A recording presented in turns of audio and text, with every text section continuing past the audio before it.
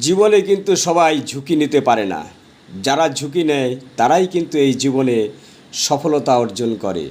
ঝুঁকি নিতে গেলে একটু সাহস থাকতে হবে এবং কঠোর পরিশ্রমী বুদ্ধিমান ব্যক্তি কিন্তু ঝুঁকি নিতে পারে। যারা ঝুঁকি নেয় তারাই তো শিল্পপতি, বড় বড় ইন্ডাস্ট্রির মালিক ইত্যাদি হয় এবং তারাই গরিব থেকে বেশি ধনী হয়। তাই ঝুঁকি নেওয়ার চেষ্টা করুন।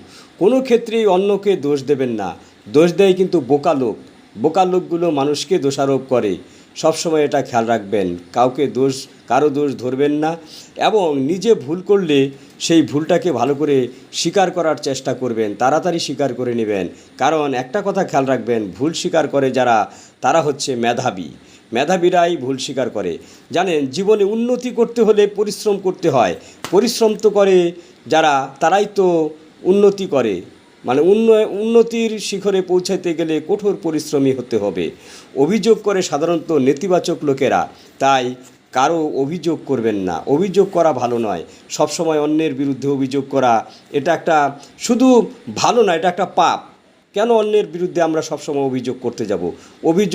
অভিযোগের ব্যাপারটা আমরা আনবো না মাথাতে, পাত্তাই দেব না ও সমস্ত ব্যাপারকে। সুযোগকে কাজে লাগানোর চেষ্টা করুন। নিজেকে একটা ইতিবাচক মানুষে পরিণত করুন। দেখবেন অনেক শান্তি পাবেন, অনেক ভালো থাকবেন।